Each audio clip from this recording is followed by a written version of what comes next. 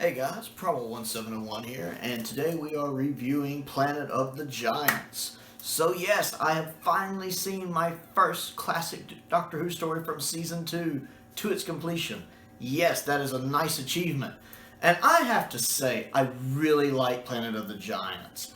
And it's not necessarily for the reasons most people might think. Like, the story itself is good, it's fine, I like it. But one of the reasons I like it, starting right off, is one, I love the simplicity of it.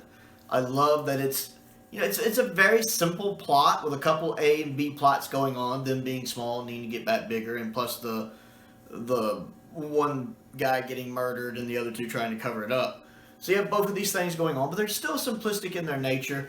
And two, absolutely love the set designs here in all three of these episodes. I love how well, especially for Classic Who on a Classic Who budget in like 1964, how well they pull this off of convincing me that William Hartnell and Carol Ann Ford and William and Jacqueline are running around in these giant areas, which are giant to them, normal size, I mean in real life, because they're only about this big. When they materialize, they're very small, but I love all of these things, like the matchbox, the briefcase, when they're in the little cracks in the cement. My personal favorite is the shower drain. That shower drain, when they're standing on the shower drain, and it's got that nice reflective surface, which looks just like a shower drain with the stopper right there. That looks gorgeous.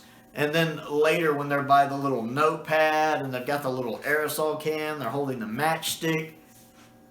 I love the set design of this. And it really gives me this idea in my mind that I'm watching a stage play. I really feel like I'm watching a stage play, which I love that. I was a theater major in college, so I have a strong affinity and connection to the story because it makes me think of that. And then sometimes when it cuts to black to set up the next scene, especially in episode 3, it's almost like a scene change in a stage play. And I am loving all of the different set designs because, again, I think of stage designs, and I really connect with the story on this. It's amazing that they're so minimal. They have this minimalist look to them, but they're so effective. And this story has a bit of a fantasy element like that to me, much like the Mine Robber from Troutman. Anyone who watches the channel and have heard me talk about the Mine Robber knows I love the Mine Robber. I'm a huge fan of that story. I love the fantasy aspect of it, and I love the minimalist approach taken with it. This is pretty much the first Doctor equivalent of that for me. Even though it's not in a fantasy world, it has this kind of surreal fantasy element to it, kind of this Honey, I Shrunk the Kids thing going on. And the minimalist approach to achieve that works really well. It really makes me fond of this story. The performances are great across the board. The main cast and the guest cast, I enjoy all of the performances. I really enjoyed episode 3. The pace picked up.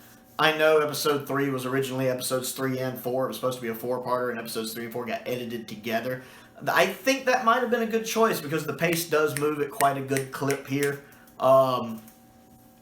I really like the fact that Susan's not whiny in episode 3. I actually like Susan. She's helpful and doing stuff and working. And I'm sitting here flabbergasted the whole time about it. Like when she's helping push up the phone and wedge the little cork in, I'm like, Susan's being useful. I like this story already. And then it's weird because Barbara's the one that's kind of wore out because she's been poisoned by the incesticide. And of course they find out about it.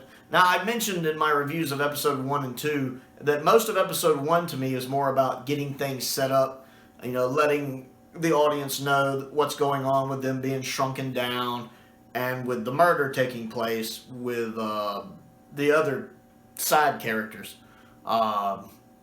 There's pretty much 2 stories. We have our story going on with the main characters and our story going on with the side characters. So episode 1 kind of establishes all that. It's more about setting everything up. And I was really like, man, they're going to have to do hard to wrap all this up in 2 more episodes. Episode 2 more kind of strings along that. With not really a lot happening, we do get introduced to the Doctor, who seems to have really good intentions, but he's doing a lot of bad things to try to reach those good intentions. Very much the road to hell is paved with good intentions situation here. And he's kind of just getting drugged down because he thinks the ends justifies the means. And we see the realization that that's all going to come to naught on his face when he realizes his formula kills everything when he's in the garden digging. And he's like, killed everything. And he's realizing that he can't use it, even though he wanted this to kill like locusts and stuff to save crops to help kind of cure world hunger and stop starvation. But then he realizes it can kill everything, and he seems smart enough to realize, much like the first Doctor does, how that could upset the ecosystem and how that would be a bad thing. You can see the realization on his face. I do like the fact at the end that they kind of get their comeuppance with the one guy having the can explode in his face and the scientist getting the gun away just for the cop to show up and take it away from him and be like, y'all owe me some explanations. So you know they kind of get theirs. And then that Barbara's okay. I like some of the effects there, like when we see the seed shrinking in the TARDIS. That's a really neat effect that I really liked. And I like at the end how the Doctor's like, I wonder where we are when he's looking at the scanners. I really wonder. Because I do believe the next story is the Dalek invasion of Earth, if I remember correctly. So that's probably where they just landed as Earth in the future. Was it 22nd century, whenever it's supposed to happen? But yeah, I enjoy it. The story itself, again, is a little simplistic. Very much a kid's show thing. But I really like it. I think the set design... Because in classic Doctor Who, the quality of the production and how well the budget is utilized, the very limited budget, as always is with classic Who, is really going to determine a lot of the story. I mean, how many stories in classic Doctor Who, even later, you know, people will talk about, well, they're good, there's a good story, but their production just kills it. You know, like Underworld or Nightmare of Eden. This is one where the story is a bit simplistic. A good story, but a bit simplistic, but the production really carries it because it's done so well. The acting is so convincing, and the set design is so phenomenally done. Especially, I think this works really well in black and white. This is one of those stories, I think, if people colorize it, it might not hold as well. I think black and white really helps this story. Makes it a little easier to accept. Think of it as another part of that minimalist approach. Much like how I don't think The Mind Robber would work in color as well.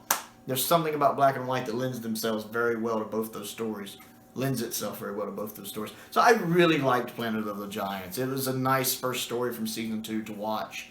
And again, it might not necessarily be essential Doctor Who, but it is a story I could see myself revisiting sooner than later. Like, I would rather rewatch Planet of the Giants than I would, say, the Aztecs, even though I know the Aztecs is considered better. But the Aztecs, while I liked it, it's not one I want to revisit anytime soon. Where this one, especially being only 3 parts, I could see myself watching again maybe later this year or early into next year. So yeah, I really liked Planet of the Giants. I thought it was really, really fun, and it definitely appealed to me with that kind of theatrical approach that has going on that really connected and resonated with me. So I would like to know what you think of Planet of the Giants. So comment down below and let me know what you think, because I do always enjoy hearing from you guys and gals. Other things to do, click the like button, click the subscribe button, click the bell for notifications so you never miss out on another video. I am currently trying to grow the channel to 1,000 subscribers, and I would appreciate you helping me out with that.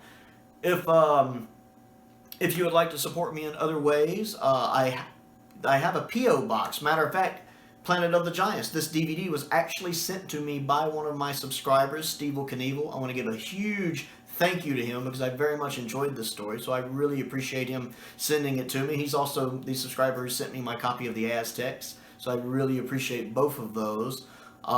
If you would like to send me anything, my P.O. box is down in the description below. Anything Doctor Who related, sci-fi related, or just anything else you want me to look at.